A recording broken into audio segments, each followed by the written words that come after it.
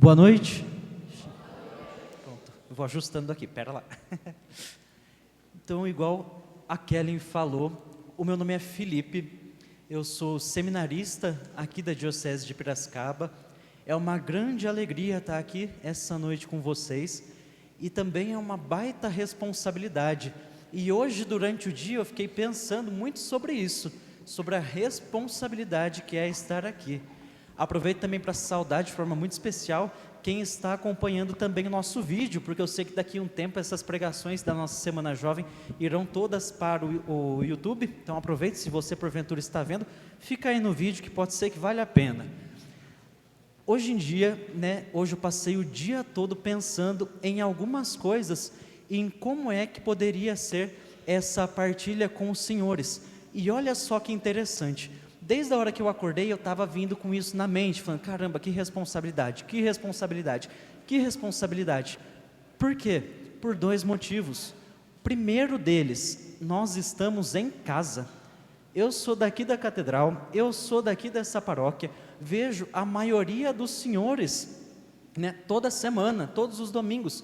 E é muito interessante, porque quando nós estamos à frente, conduzindo ali talvez alguma pregação, alguma formação, alguma coisa, nós temos que dar exemplo para que aquilo que nós estamos falando seja algo autêntico.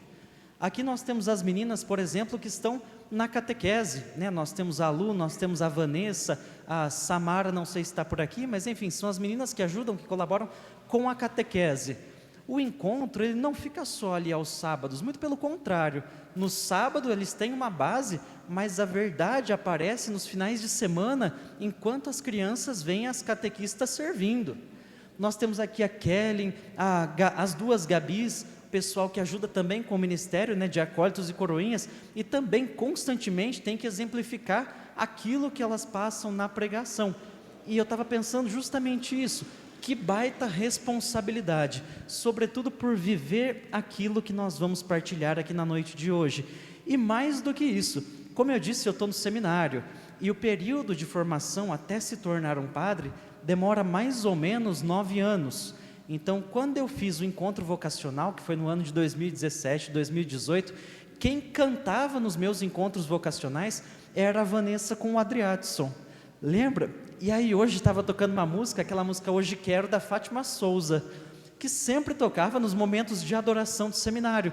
E eu falei, caramba, já passou 9 anos, e eles que sempre ministravam os momentos de adoração, as missas, ajudavam ali na liturgia das horas, hoje me chamaram para pregar. Baita responsabilidade, para conseguir também demonstrar um pouquinho da gratidão da nossa formação, pelo trabalho dos senhores e com os senhores, abraçando também toda a comunidade que também ajuda na catedral e tudo mais. Eu tenho 28 anos, sou daqui da cidade de Piracicaba, pertenço aqui à catedral. Fiquei sabendo que ontem a minha mãe veio aqui na Semana Jovem. Alguém estava aqui? Levanta a mão quem estava. Porque eu fiquei pensando, falei assim, ontem eu acompanhei Dom Devair em um compromisso, fiquei pensando assim, falei, nossa, tomara que minha mãe não conte nada de mim. E a hora que eu cheguei em casa, ela falou assim, Felipe, o pessoal deu muita risada quando eu contei algumas histórias de quando você era pequeno.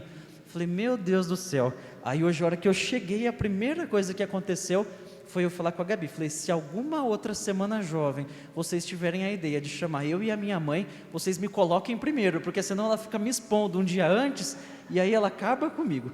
Mas brincadeiras à parte, ela ficou muito feliz de estar aqui com os senhores.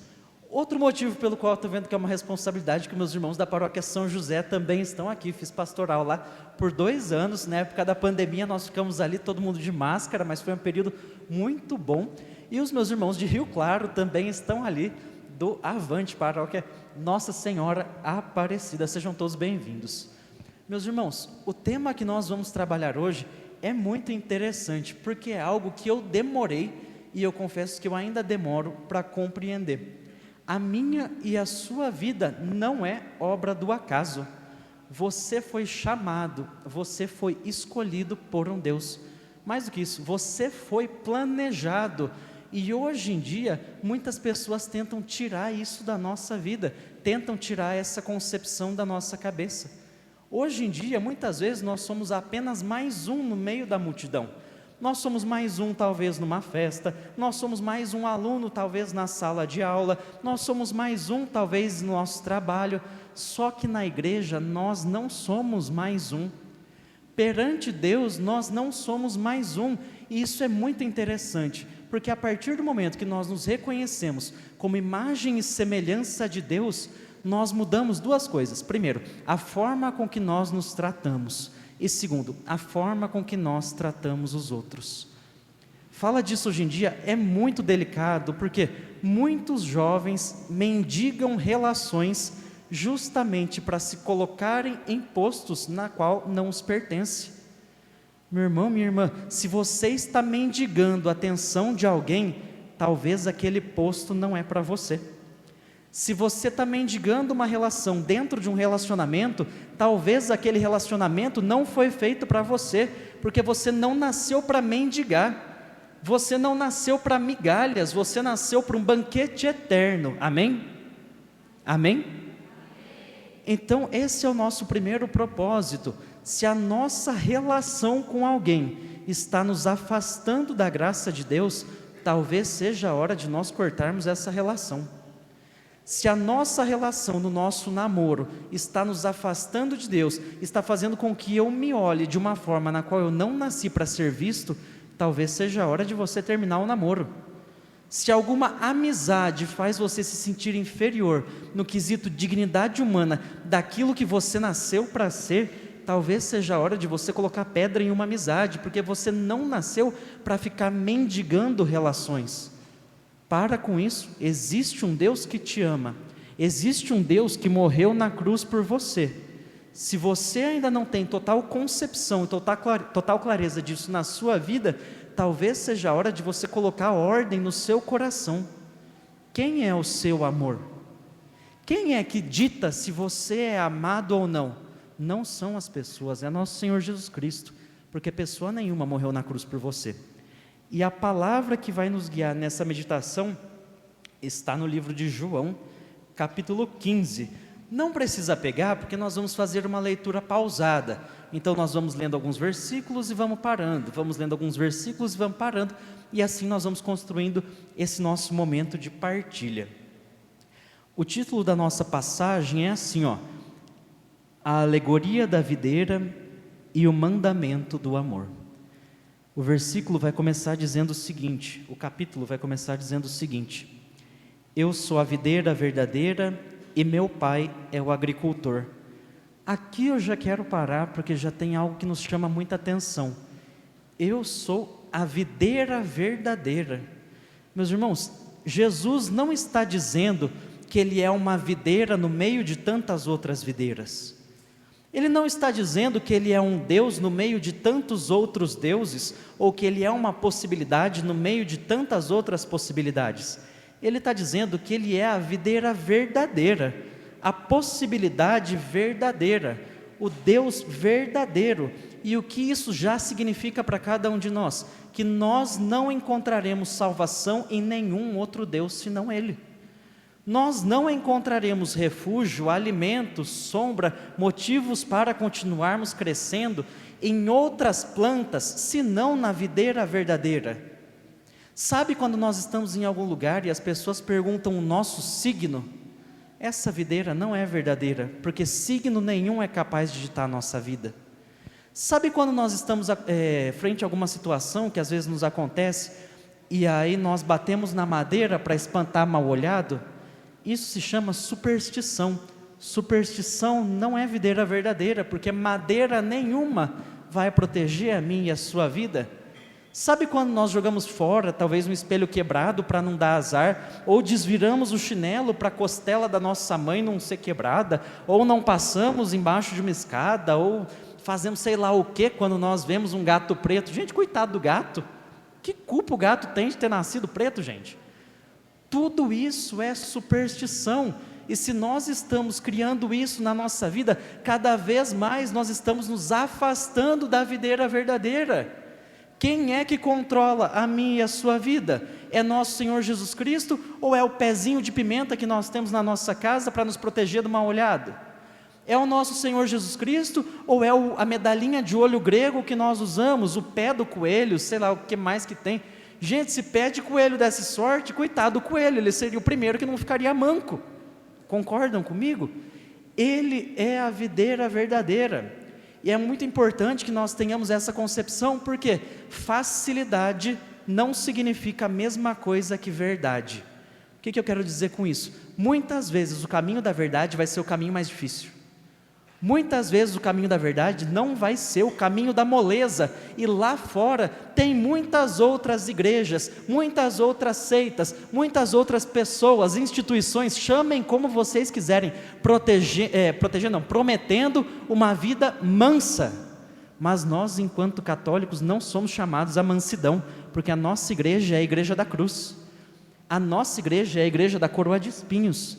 Ninguém aqui na igreja católica está prometendo uma vida mansa. Ninguém aqui na igreja católica está prometendo uma excelente condição financeira. Não, muito pelo contrário, a gente está prometendo a cruz. Eu tenho certeza que do primeiro ao último dia dessa Semana Jovem, ninguém falou assim, vem para a Semana Jovem que você vai sair daqui e vai ser bem sucedido. E se falou, está errado. Na Santa Missa que nós participamos, o padre não fala, venham que vocês terão os luxos do mundo, venham que vocês terão as coisas boas do mundo, venham que vocês terão os tronos, as coroas. Não, muito pelo contrário, aqui não é propaganda enganosa, nós oferecemos a cruz, porque não tem como ser salvo sem a cruz. Quem aqui quer ir para o céu, levanta a mão. Quem aqui quer morrer, levanta a mão. Está vendo como já sou um pouco contraditório? Como é que vocês querem ir para o céu sem morrer? Conta para mim, bando de Virgem Maria. Vai todo mundo subir, né? Ninguém vai passar pela morte. Meus irmãos, não tem como, percebem? Hoje em dia nós queremos as glórias, mas não queremos passar pelo sofrimento. E aí eu pergunto, que santo que foi santo sem o sofrimento? Fala para mim, eu não conheço nenhum. Que santo que foi santo sem passar pelo bocado da paciência, pela dor, seja através de uma dor espiritual, ou através da doença, ou através da dor física? Quem que foi santo sem passar pela dor? Não tem como. Então, se estão te prometendo uma vida mansa, tome muito cuidado, porque talvez essa mansidez esteja te roubando a santidade. Seguindo, versículo 2: todo ramo que está em mim e não dá fruto, ele o corta, e todo ramo que dá fruto, ele o limpa, para que dê mais fruto ainda. Outro momento para nós pararmos. A palavra de Deus é muito clara. Quem está dando fruto não continua crescendo desenfreadamente, mas quem está dando fruto é limpo. Por quê? Para que futuramente dê mais fruto ainda. Felipe, eu dou muito certo na minha comunidade, mas eu não entendo porque eu não sou o coordenador. Porque talvez seja a hora de você ter o potencial de dar certo, mas ainda amadurecer dentro do banco. Felipe, eu não entendo porque eu não consigo assumir um ministério na minha paróquia. Eu não entendo porque eu não sou o coordenador da música, sendo que eu sou o melhor cantor. Porque talvez seja a hora de você guardar o seu dom no banco, enquanto espera. Felipe, eu sou o melhor pregador, mas na Semana Jovem das paróquias me chamam outra pessoa para pregar e eu fico na intercessão onde ninguém vê. Que bom, louvado seja Deus. Talvez seja a hora de você dar fruto na sua oração espiritual e não na frente das pessoas. Meus irmãos, pode ser que você seja o melhor cantor, pode ser que você seja o melhor dançarino, o melhor bailarino, o melhor intercessor, o melhor pregador. Louvado seja Deus. Quando nós chegarmos no céu, Deus não vai perguntar se nós somos os melhores no nosso ministério, mas Ele vai perguntar da nossa capacidade de servir exclusivamente a Ele, e nós temos que aprender a servi-lo também na obediência. Santa Faustina vai nos dizer assim no seu diário: o demônio pode até se esconder debaixo do manto da humildade, mas ele nunca vai se esconder debaixo do manto da obediência. E isso é muito interessante, sabe por quê? Muitos de nós adoramos vir na Semana Jovem, muitos de nós adoramos servir no altar, adoramos falar de Jesus. Nós pegamos ali as músicas que estão bombando, seja do Frei Gilson, seja da irmã Kelly Patrícia, Fraternidade São João Paulo II, aquele outro, Geração, como chama? Gerados pela Imaculada, que estão em alta, e aí nós pegamos legendas bonitas para postar no Store, para postar no feed, sobre serviço e tudo mais, e aí às vezes nós chegamos aqui na Semana Jovem, e alguém fala, olha, você pode ficar no caixa? Posso. Olha, você pode ajudar a arrumar as cadeiras? Posso. Olha, você pode lavar o banheiro? Posso. Mas aí nós chegamos em casa, e nosso pai pede para a gente trocar a pilha do controle, aí não dá, porque aí vai cansar demais. Ou às vezes a gente vem e serve tanto aqui, mas a pilha de louça que está para lavar lá em casa, para a gente ajudar nosso pai e nossa mãe, aí não dá para a gente servir, porque o nosso serviço acaba aqui dentro do salão. Espera aí, que serviço é esse? Que serviço é esse que tem lugar específico, hora específica e pessoa específica? Eu particularmente não conheço. Ou a gente aceita ser podado para dar mais fruto ainda, ou, meus irmãos, nós vamos morrer com os nossos frutos embaixo do braço, sem atingir as outras pessoas. E aí a palavra vai nos continuar, dizendo, vós já estáis limpos por causa da palavra que vos tenho falado. Permanecei em mim e eu permanecerei em vós. Como o ramo não pode dar fruto por si mesmo, se não permanecer na videira, assim também vós não podereis dar fruto, se não permanecerdes em mim. Eu sou a videira e vós sois os ramos.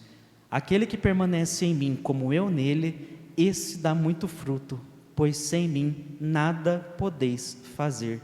Olha só que interessante, Deus é muito claro, sem mim nada podeis fazer. Meu irmão, minha irmã, você pode até se iludir, achando que você vai longe, longe de Deus, mas você não vai. Você pode até se iludir pensando que você vai dar certo longe de Deus, mas isso é muito difícil, porque a nossa concepção de dar certo é muito pequena. O que são, por exemplo, o tempo que nós vivemos, o que são 100 anos comparado com a eternidade que nos espera?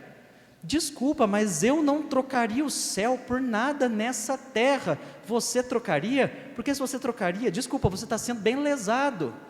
Não faz sentido nenhum. Santa Teresinha, para exemplificar a nossa vida na terra, ela dizia que a vida é um instante entre duas eternidades. Olha só que bonito. O que são 100 anos comparado com o infinito?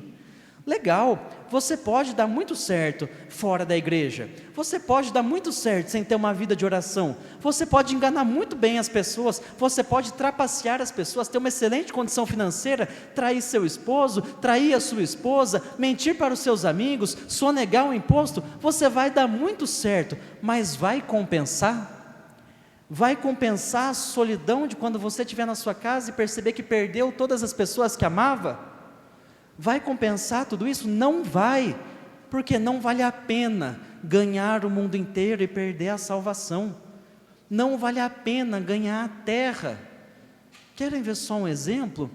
Pense em uma pessoa que talvez vocês tenham aí na rede social e vai tentando lembrar de todas as coisas que ela postou nos stories ontem, antes de ontem, antes de ontem. Vai tentando lembrar. Meus irmãos, isso é muito difícil. Eu não lembro o que eu postei no meu story ontem, antes de ontem. E por que eu estou dizendo isso? Porque as coisas aqui na terra são extremamente passageiras. Não sei se você lembra o que você almoçou ontem, mas conforme a gente vai tentando lembrar, fica cada vez mais difícil. Eu não lembro o que eu almocei ontem, não lembro nem com quem eu estava. Ah, mas o que eu almocei ontem, antes de ontem, antes de ontem? Por quê? Porque os dias vão passando e nós vamos esquecendo. Tem um autor que eu gosto muito, ele é protestante, mas ele escreve muito bem, é o C.S. Lewis. Ele escreveu as Crônicas de Nárnia e tantos outros livros, e é muito interessante porque ele tem uma frase assim: o teu lugar no céu parecerá ter sido feito exclusivamente para você, porque você foi feito para o céu, e é justamente por isso que nós nunca vamos estar satisfeitos aqui na terra, porque aqui não é o nosso lugar. Já pararam para pensar que nós nunca estamos satisfeitos? Felipe, meu sonho é ter um namorado. Aí a moça vai lá e tem um namorado. Ok, agora o meu sonho é me casar. Aí a moça vai lá e se casa. Agora o meu sonho é ter uma casa. E aí compra a casa, passa um mês, a casa é perfeita. Passa 2 meses, a casa já não é mais tão perfeita. E assim vai indo, eu quero ter uma casa maior. E aí compra uma casa maior, mas falta os filhos. E aí chegou os filhos, mas falta dinheiro para viajar. E aí viaja, mas falta dinheiro para um carro. Percebem? O nosso coração nunca consegue ser preenchido com as coisas da terra. E isso é ótimo para nós percebermos que nós não somos da terra. O nosso lugar é o céu. E apenas no céu nosso coração vai estar repleto. E aí, continuando aqui, como eu disse, né? Se alguém não permanecer em mim, é lançado fora como um ramo seco e seca. Tais ramos são apanhados, lançados ao fogo e queimados. Se permanecerdes em mim, e minhas palavras permanecerdes em vós, pedi o que quiserdes e vos serás feito. Nisso meu Pai é glorificado, que deis muito fruto e não torneis os meus discípulos. E vos torneis meus discípulos, estou louco. Como meu Pai me amou, assim eu também vos amei.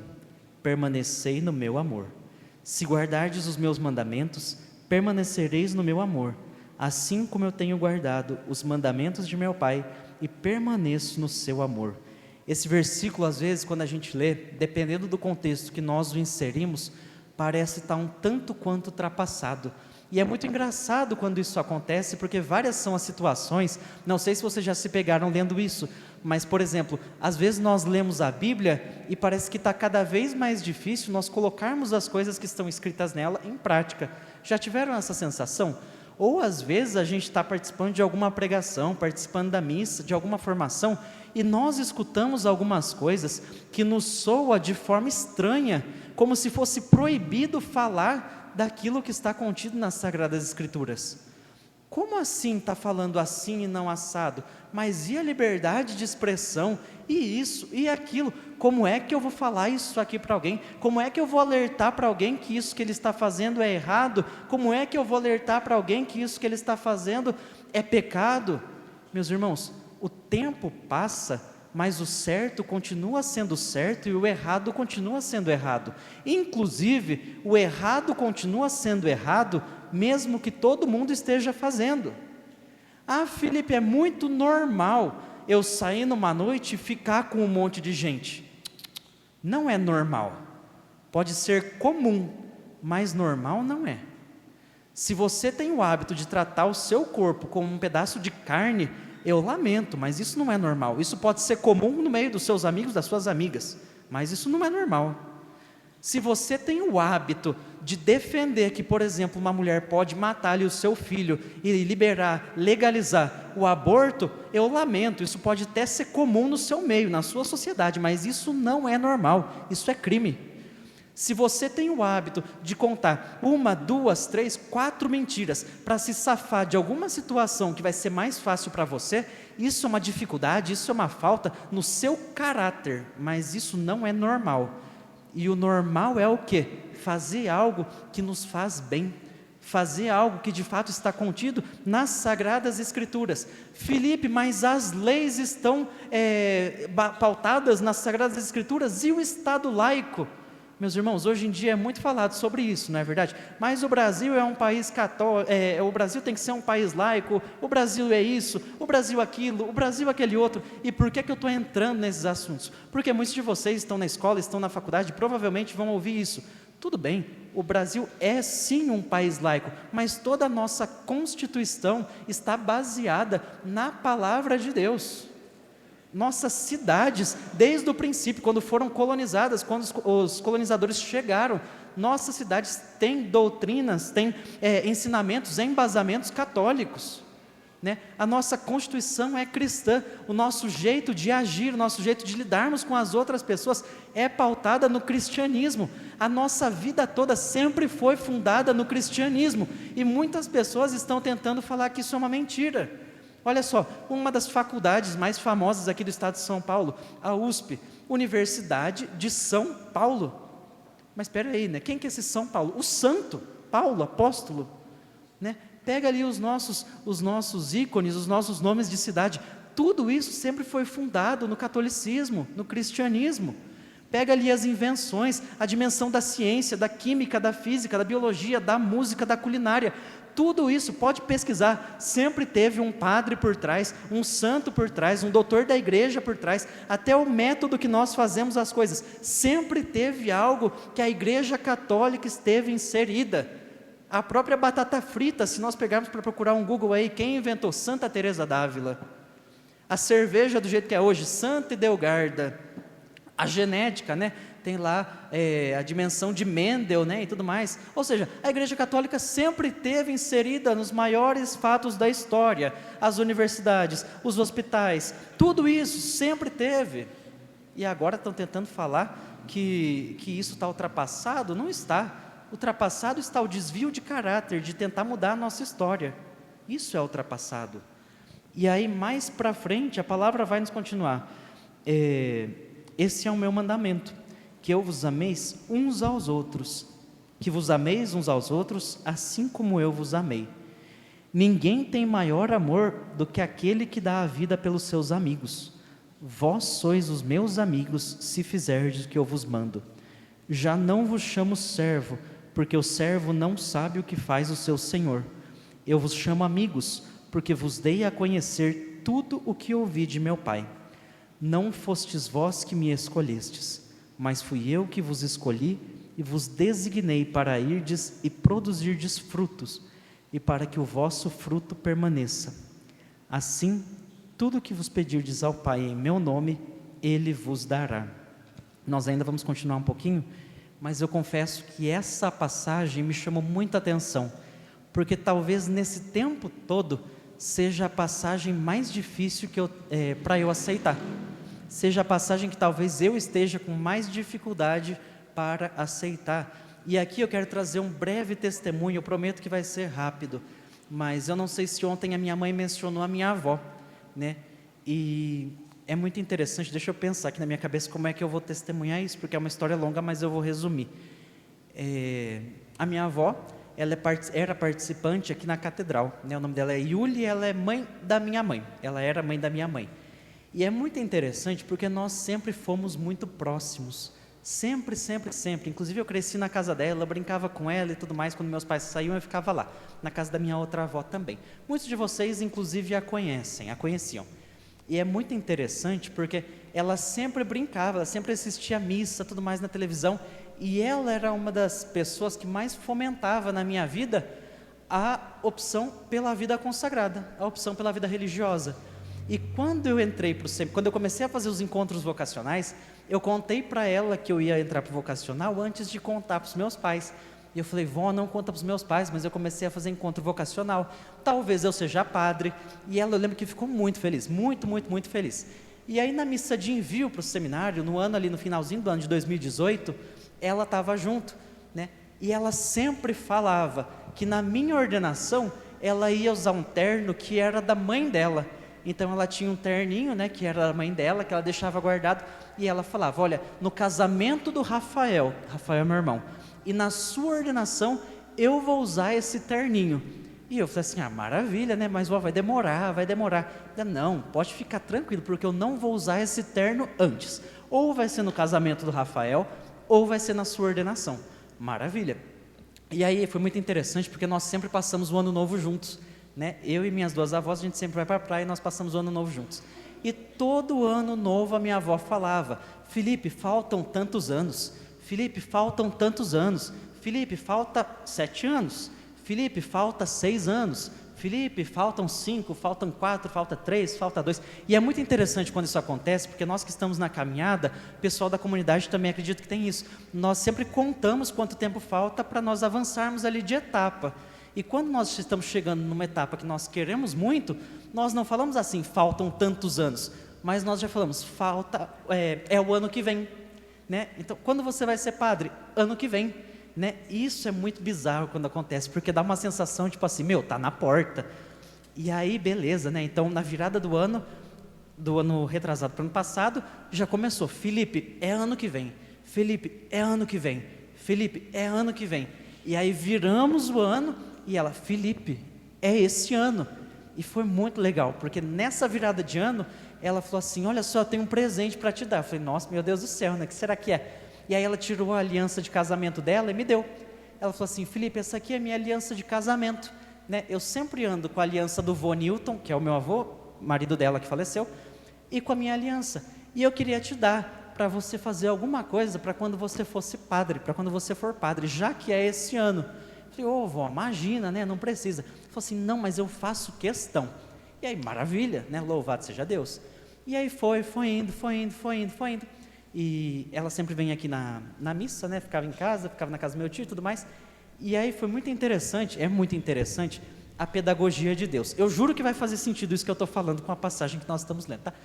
É muito interessante a pedagogia de Deus, porque às vezes nós temos a sensação que quando nós estamos na caminhada, todas as coisas na nossa vida são garantidas, e não são. Às vezes nós achamos que quando nós estamos fazendo sempre alguma coisa certa, nada vai dar errado. Mas é muito interessante, porque às vezes as coisas só dão errado na nossa perspectiva, e não na perspectiva de Deus. Porque na perspectiva de Deus as coisas sempre dão certo, Ele sabe de todas as coisas. E aí estava tendo quermesse, né, aqui no mês passado, no mês retrasado, né, em junho, mês passado. E aí no dia do jogo do Brasil contra Marrocos, a minha avó veio. E aí ela pegou, olhou para mim e falou assim: Felipe, faltam 62 dias. Aí eu falei: é mesmo, vó? Aí ela: é mesmo, e você já está dando uma trabalheira para mim. Eu falei assim: nossa, mas meu Deus do céu, por que eu estou te dando uma trabalheira? Aí ela falou assim: porque a avó já tirou aquele terno do guarda-roupa, só que aí não tinha onde eu deitar, porque imagina, minha avó pega o terno, né, e coloca na cama. Aí eu falei: vó, mas e agora, né? Ela falou: não, eu coloquei na cadeira de balanço, então enquanto eu vou dormir, o terno fica na cadeira de balanço, e quando eu estou acordado, que eu quero sentar para assistir TV, o terninho fica na cama. E maravilha, a vida que segue, né? Nós estávamos todos juntos aqui no sábado. No domingo, à noite, eu voltei para o seminário, e aí a minha mãe me ligou, falando assim: Felipe, você não vai acreditar. Eu falei: ai meu Deus, né? O que aconteceu? E assim, pensa, né? Tudo da ordenação explodindo, a gente fazendo arte, fazendo convite, indo nas paróquias, convidando as pessoas e falando, pedindo ajuda financeira, marcando retiro, porque nós temos que fazer o retiro de ordenação. Aí ela assim: Felipe, você não vai acreditar. Eu falei: nossa, ela conseguiu alguma coisa para ajudar na ordenação, né? Eu falei: e aí, né? O que aconteceu? Daí ela: sua avó caiu de madrugada e bateu a cabeça. Gente, a hora que ela falou isso, parecia, eu preferia ter caído, né? Eu preferia que fosse comigo, que eu tivesse caído da janela, do que a minha avó ter caído e batido a cabeça. E aí eu falei assim: nossa, mas tá tudo bem? Aí ela falou assim: não, tá tudo bem, né? Sua tia ajudou ela rápido, e ela pegou e ela foi para o hospital. Eu falei: nossa, mas eu vou voltar para Piracicaba, né? Misericórdia. Ela falou: Felipe, não precisa, porque está tudo bem, né? Pode ficar tranquilo, porque só aconteceu isso, mas reze por ela e tal. Eu falei: ah, maravilha. Liguei para o meu irmão, que meu irmão mora em Leme. E aí eu falei: Rafa, aconteceu uma coisa, a avó Yuli caiu, bateu a cabeça, ela já estava um pouquinho fraca, né? Ficando meio, um pouco debilitada, mas a mamãe falou que está tudo bem, né? Então, maravilha. E foi passando, chegou na segunda-feira, mandei mensagem, ok. Chegou na terça-feira, liguei para minha mãe estava no hospital com a minha avó. Falei: nossa, mas ainda está no hospital, né? Só não caiu? E aí ela falou assim: ah, você não quer ligar por vídeo? Eu falei assim: ligar por vídeo? Ligo, né? Peguei, liguei por vídeo. Aí a hora que minha avó atendeu, eu falava assim: vó, aqui é o seu neto. E ela olhava assim para a chamada de vídeo e tal. Aí eu falei assim: vó, é o Felipe. Aí ela falou assim: é o que vai ser padre? Eu falei: epa, não está normal, né? Porque ela não está lembrando do nome do neto, mas olha que bonito, ela lembrava que ia ser o neto que ia ser padre. Eu falei assim: é? Aí ela falou assim: oh, você está cuidando bem da aliança? Eu te dei uma aliança, não deu? Não dei? Eu falei assim: vó, deu. E aí eu comecei a perceber que ela já não estava tão bem assim da memória, e isso para mim foi muito difícil, porque eu falei: Senhor, e se chegar na ordenação minha avó não lembrar o meu nome? E se chegar na ordenação ela pedir a aliança de volta? Eu dou, mas daí eu vou ter que falar: vó, eu quero essa aliança de volta, né? Porque para mim já, meu Deus, ganhou um espaço. E aí eu falei: e o terno da senhora, tá bem? E foi aí que me quebrou, porque ela olhou e falou assim: terno? Eu falei: meu Deus do céu, Jesus amado, faltava 60 dias, e aí a minha oração foi: Jesus, traz a memória dela de volta. Jesus, traz a memória dela de volta. E aí foi indo, na quarta-feira, a minha mãe me ligou e falou assim: Felipe, será que você pode vir aqui para Piracicaba? E aí, quarta-feira foi o dia, acho que foi dedicação da catedral, alguma coisa assim, que teve aqui uma missa. Não lembro o que era. Enfim, foi uma missa diocesana que teve aqui. Eu ia vir de qualquer forma, peguei e vim mais cedo. Fui visitar a minha avó no hospital. Minha avó desacordada. E eu assim: mas meu Deus do céu, né? Como assim que a avó está desacordada? Porque Deus prometeu que ela estaria junto. Como assim a avó está desacordada? Porque ela está esperando há mais de 9 anos. Deus não ia ser sacana assim a ponto de deixar ela desacordada. E aí eu falava com ela, falava, vó, aqui é o Felipe, aqui é o neto que vai ser padre, a senhora tem que sair logo daí do hospital para a gente tomar café. E aí ela estava deitada, né, desacordada, mas ela fazia assim com a mão, tipo assim, uma xícara de café. Eu falei, beleza, ela está me ouvindo. Então Deus tem um propósito bizarro, que eu não sei qual é, mas então está tudo certo, né, porque Ele prometeu, maravilha. E aí foi indo. Chegou na quarta-feira à tarde, eu já estava falando com ela, falei, vó, e aí, vamos tomar café? E nada de responder. Falei, ixi Maria. Falei, vó, aqui é o Felipe, o neto que vai ser padre, esqueceu? E bem nesse dia, os convites de ordenação chegaram, né, da gráfica que nós tínhamos mandado fazer. E aí, beleza, chegou, os meninos trouxeram aqui na missa, a hora que acabou a missa, eu peguei um convite e já fui lá para o hospital. E aí eu cheguei lá, falei, vó, a senhora ainda está me ouvindo? Né? Tipo assim, ela está mal, mas já ela acorda. Falei, vó, a senhora ainda está me ouvindo? Nossa, falei que o testemunho ia ser rápido, estou aqui contando uma novela, né? E aí, eu lembro que ela tentou abrir os olhos, e aí eu falei, vó, eu trouxe um presente, a senhora vai ser a primeira convidada para a minha ordenação, para a senhora acordar logo. E aí eu li o convite inteirinho para ela, né? Li o convite, aí a hora que eu terminei de ler, falei, e aí, gostou? E ela não respondia. Falei, eu acho que ela está dormindo, né, por causa dos remédios e tudo mais, vou deixar o convite aqui embaixo. Deixei o convite embaixo da mão dela, né? E foi, chegou na quinta-feira, cheguei no hospital, nada ainda. Falei, meu Deus do céu. Chegou na sexta, não voltei para o seminário, né? Acompanhei sexta, acompanhei sábado, minha mãe dormia lá, mas nós ficávamos fazendo visita, né? Eu entrava como visita religiosa, então podia ficar junto no quarto. E nada. E eu cobrando Deus, mas Jesus, né? Senhor, né? Não foi combinado que ela estaria na ordenação bem? Né? Só falta agora a avó estar cadeirante na ordenação, ou a avó não lembrar quem eu sou justo na ordenação, ou a memória dela voltar depois da ordenação, eu vou ter que mostrar foto. E aí foi passando tempo, fui para o nosso retiro de ordenação. Maravilha, estava lá no retiro, imaginem a agonia, porque era no interior de Guaratinguetá, lá perto de Aparecida, não pegava sinal nem nada, e eu, maravilha, né? Ok, a avó está no hospital, mas está dormindo, vida que segue. A hora que eu saí de Guaratinguetá, os meninos falaram assim, vamos passar em Aparecida? Eu falei assim, vamos. Passei em Aparecida, quando estava chegando na cidade, o celular voltou, né? O sinal voltou. E aí veio aquela penca de mensagens, eu fui falar com a minha mãe, mandei mensagem, falei, e aí, né, como é que está a avó? Aí minha mãe falou assim, a avó ainda não está acordada, não está acordada 100%, mas ela está ficando um pouquinho consciente. Falei, maravilha, né, a avó está voltando, falta mais ou menos de um mês para ordenação, a avó está voltando. Aí minha mãe pegou e falou assim, faz assim, então, quando você estiver perto da imagem de Nossa Senhora, você pode me ligar? Aí eu falei assim, posso? Maravilha. Peguei, fomos perto da imagem de Nossa Senhora, e aí a hora que eu liguei para ela, foi minha mãe que atendeu. Eu falei, mãe, passa o telefone para a avó, porque eu quero falar com ela. E aí a minha mãe falou assim, olha, é muito interessante que você fale com ela, porque conforme nós falamos com ela, ela só está lembrando de você. Eu falei, que bom, né? Ela vai lembrar da ordenação. Aí minha mãe falou assim, eu queria fazer um pedido. Eu falei, não, maravilha, né? Pode pedir, o que é para falar? Falar para a avó ler o convite, ou para a avó fazer o gesto do café? Aí minha mãe, não, eu precisava muito que você ajudasse ela a morrer. E gente, isso para mim foi a coisa mais bizarra que aconteceu na minha vida, porque eu nunca imaginei que isso ia acontecer. E por que eu não imaginava que isso iria acontecer? Porque por 9 anos foi uma coisa que eu coloquei na minha cabeça, mas Deus não tinha prometido que ela estaria junto na ordenação. Deus não tinha prometido que ela estaria presente. Ela tinha prometido um terno, ela tinha prometido aliança, ela tinha prometido que sentaria aqui no banco, que ela ia fazer a leitura na primeira missa, eu tinha prometido um monte de coisa, minha mãe tinha prometido um monte de coisa, a minha avó tinha prometido um monte de coisa, mas Deus não estava no meio da promessa, e não tem como eu cobrar Deus de uma coisa que fui eu que idealizei. Não tem como eu cobrar Deus de uma coisa que é da minha cabeça. E por que eu estou dizendo isso? Às vezes nós fazemos promessas para Deus cumprir. Peraí, Deus sabe que você está prometendo coisas nas costas dele? Deus sabe que você está prometendo um relacionamento santo, um relacionamento casto, uma super casa de Deus, uma família numerosa? Tá bom, você pode prometer o que você quiser, Deus está no meio dessa promessa? Porque você pode estar prometendo um monte de coisa e Deus nem está sonhando isso para você. Você pode estar prometendo uma família santa e Deus está sonhando que você seja uma freira, um frei. Você pode estar prometendo uma família numerosa e daqui a um tempo você vai descobrir que talvez você é infértil. Tomara que não estou amaldiçoando ninguém. Mas e se acontecer, você vai deixar de ser de Deus? E aí lá em Aparecida, eu lembro que eu peguei assim, e a minha avó estava desacordada, e eu falava assim, vó, eu estou aqui embaixo de Nossa Senhora Aparecida. Meu Deus do céu, eu estava muito chateado, nossa, arrasado, não sei, eu não consigo explicar.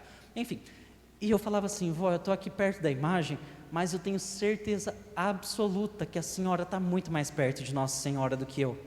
Eu tenho certeza absoluta que a senhora já está muito mais perto. Então, se a senhora só lembra de mim, e se a senhora só está ficando, só está lutando, só não quer morrer, por causa da ordenação, vó, eu não faço questão. Agora imagina falar isso, meu Deus do céu. E aí passou coisa tipo assim, 5 minutos, nem isso, 6 minutos, o meu pai me ligou e falou, viu, você pode vir para Piracicaba porque a sua avó acabou de falecer. E isso é muito ruim, porque nós nos sentimos trapaceados por Deus, mas Deus não trapaceia ninguém. Nós nos sentimos como se Deus tivesse dado uma rasteira em nós, mas espera aí, não foi Ele quem prometeu as coisas, fui eu que idealizei. Deus não me deve satisfação nenhuma. E depois eu fui entendendo o quanto Ele foi carinhoso. Olhem só que bonito, na missa que teve uma semana antes, que foi a missa de Santo Antônio, Dom Devair, ele conseguiu indulgência plenária, ou seja, o Papa Leão, ele conseguiu providenciar uma indulgência específica aqui para a catedral, e a minha avó, sem estar mal, sem saber de nada, ela veio nessa missa. E aí um tempo depois, na época que ela estava boa ainda, ela se confessou, que era um dos pré-requisitos para a indulgência. E aí quando ela foi para o hospital, na época que ela estava consciente ainda, no primeiro dia, Padre Henrique foi visitá-la e ainda deu a unção. Então tudo concorreu para que de fato o desfecho fosse o melhor possível, segundo Deus. E quando as coisas são as melhores possíveis, segundo Deus, nós não temos que ficar enfiando o nosso dedo. Deus não tem que justificar nada para mim e para você. Ele não tem, porque Ele é Deus. E Ele já justificou a minha vida e a sua na cruz. E se Ele quiser levar alguém da nossa família, para que nós percebamos que Ele está cuidando, pode ser que Ele leve. Se Ele precisar permitir que a doença entre na minha e na sua história, para que nós sejamos santos, Ele vai permitir. Se Ele precisar permitir que o seu relacionamento, que o seu namoro acabe, para que você seja santo, Ele vai permitir, porque não tem nada mais importante para Deus do que a minha e a sua santidade. E pelo amor de Deus, quando eu estou falando isso, não estou falando, meu Deus, a avó Yuli faleceu e o Felipe vai ser santo. Não é isso, mas inclusive no velório, tudo foi muito bonito, na medida do possível, dentro daquilo tudo que acontecia, porque a primeira coisa que aconteceu no velório, acho que a Gabi estava lá na hora que aconteceu, nós chegamos, e aí eu estava assim, com o clergyman, e aí o rapaz do cemitério, ele estava passando, ele tinha acabado de abrir o cemitério, abrir as salas lá, e ele falou assim, nossa, você é católico? Eu falei assim, sou. Aí ele falou assim, você não vai acreditar, eu recebi uma imagem original, lá do santuário de Nossa Senhora Aparecida, e está aqui atrás, quer que coloque no caixão? Aí minha mãe olhou para mim, a gente assim, nossa, nós queremos, E aí foi e colocou assim, na frente, atrás, do caixão, e aí depois de um tempo a minha tia chegou com umas toalhinhas que eram da minha avó, e foi muito interessante, porque ela falou, eu achei só essa toalha aqui, e era uma toalha de Nossa Senhora Aparecida, e ela faleceu com o terço na mão, e com o convite, eu falei, olha, eu gostaria muito que no caixão ela ficasse com o convite, que ela fosse enterrada junto com o convite, num sentido simbolizando que assim que ela chegasse para Deus, ela entregasse o convite para o próprio Senhor. E vários amigos meus me falaram, Felipe, você pode ter certeza que ela não vai estar no banco, mas ela estará assistindo de camarote. Ela vai estar assistindo lavada e alvejada nas vestes de nosso Senhor Jesus Cristo, e eu não tenho dúvida disso, porque não teria outro motivo para Deus ter levado ela, não teria outro motivo para Deus ter levado ela, não no sentido de limitar a vontade de Deus, mas no sentido de estar consciente de que Ele sabe o que é melhor para a minha vida e para a vida da minha família. Gente, desculpa, mas era bizarro ver a minha mãe no velório, a minha mãe estava cantando, a minha mãe ficava brincando com as pessoas, o pessoal chegava e minha mãe toda descontraída, brincando. Teve uma hora que ela pegou e falou assim, vamos tomar um café? Eu falei, mas e a avó? Aí ela, não, mas ela está cheia de gente aqui, vamos nós tomar um café. Eu falei, meu Deus do céu. E aí a hora que nós chegamos em casa de noite, pensa, passar o dia inteiro lá no velório e tal, todo mundo chegou cansado, estávamos em casa, meu pai, minha mãe, meu irmão e eu, e aí eu olhava para o Rafael, porque nós nunca tivemos a morte tão próxima assim, na nossa vida, depois de adultos, vamos dizer assim, e eu falava assim, né, falava, Rafa, o que a gente vai conversar chegando em casa? Porque o filho sabe quão ruim que é ver um pai chorando, ver uma mãe chorando, e a mesma coisa os pais com os filhos, e eu falava, o que a gente vai fazer? Nós nunca vimos a mamãe chorando, né? A gente vai falar para ela tomar banho, enquanto a gente vai providenciar um jantar, o que a gente faz? E aí a gente chegou, e a minha mãe falou assim, o que vocês vão fazer? Vocês vão sair hoje? Aí o Rafael falou assim, não, a gente vai ficar aqui. Aí ela falou assim, pede uma pizza então. Você trouxe aquele jogo que você está acostumado a jogar, que é aquele detetive, sabe, que é, enfim, o jogo de adivinhar quem matou quem, lá um negócio. E aí meu irmão e eu, a gente ficou assim, mano, o que está acontecendo, né? E aí meu irmão foi, pegou lá o detetive, a gente começou a jogar, aquele clima, né, de velório, literalmente. E aí nós falamos assim, mãe, tá tudo bem? E ela falou assim, tá tudo ótimo. Eu falei assim, mas né, a senhora não quer ir dormir, a senhora não está incomodada? E ela falou assim, e tem por que está incomodada? Olha o carinho que Deus teve com a avó Yuli, olha o carinho que Deus teve com a nossa família, você tem dúvida de que a nossa família está sendo cuidada por Deus? E é muito interessante, porque por mais que nós saibamos disso, as pessoas precisam nos lembrar, as pessoas precisam nos lembrar o tempo todo que nós estamos sendo cuidados por Deus. Já parou para pensar que no trânsito, quando um carro fecha a gente, nós também estamos sendo cuidados por Deus? Que na nossa casa, enquanto os nossos pais estão brigando com a gente por causa de alguma coisa que nós temos que fazer, ou que ajudá-los, ou que nos vestir melhor, ou sei lá o que, nós também estamos sendo cuidados por Deus? Quando as coisas dão erradas na minha e na sua vida, nós estamos sendo cuidados por Deus. E o que mais falta Deus fazer para nós entendermos isso? Já não bastou morrer numa cruz? Já não bastou ser coroado com uma coroa de espinhos? Já não bastou os pregos, os cravos? O que mais Deus tem que fazer para você entender que você é amado por Deus? Que outra coisa Ele tem que te dar? O que mais falta para nós nos convertermos de fato? Meus irmãos, enquanto nós estamos brincando de sermos católicos, o mundo não está brincando de acabar com as nossas famílias, com as nossas crianças, com os nossos jovens, com a nossa sociedade. Percebem? Não é regular, é discrepante. Beleza. O mal muitas vezes faz mais barulho, mas o bem continua vencendo. O mal muitas vezes grita, esperneia, parece ser o certo, mas o bem continua vencendo. E é muito legal, porque essa passagem vai terminar justamente assim: o que vos mando é isso, que vos ameis uns aos outros. Meu irmão, não tem como eu amar um ao outro se eu não me reconheço amado por Deus. Eu nunca vou amar o cabelo da Gabriela se o meu cabelo ainda é um lixo para mim. Eu nunca vou entender a beleza do Arthur se toda vez que eu olho no espelho existe uma beleza apontada para mim. E por que eu estou dizendo isso? Se eu não sou capaz de reconhecer os feitos que Deus fez na minha vida, as coisas que Ele agiu na minha vida, eu nunca vou ser capaz de amar o outro. Por quê? Se para mim, que sou o protagonista da minha história, nada é bom, tudo é ruim, nada dá certo, tudo de ruim acontece, como é que eu vou reconhecer a vitória do outro? Pode perceber, geralmente as pessoas que não se amam, ou que sempre buscam as perfeições, tendem a reclamar demais do trabalho dos outros. As pessoas que sempre buscam uma perfeição, seja ela estética, seja ela no trabalho, seja ela na vida acadêmica, na vida financeira, na vida conjugal, seja lá qual for, esse tipo de pessoa que nunca está satisfeito consigo mesmo, sempre estará também sendo um fardo para as outras pessoas, seja na comunidade, seja num relacionamento, seja na paróquia. Sabe, é muito dolorido quando nós temos que pisar em ovos, né? Ou ficar demonstrando amor para as pessoas o tempo todo, para preencher um amor na vida delas, que só Deus pode dar.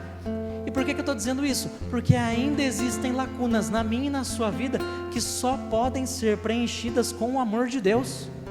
Ainda existem situações na minha e na sua vida que só vão ser preenchidas quando nós compreendermos que a nossa vida não é obra do acaso.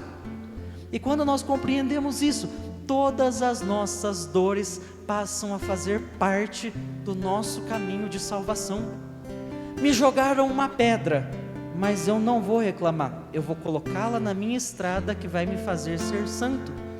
Reclamaram da minha postura, mas eu vou melhorar para conseguir conduzir aquela pessoa até o céu. Falaram mal de algo que eu fiz, ok, se valer a pena, se fazer sentido aquela reclamação, né, eu vou melhorar para fazer melhor.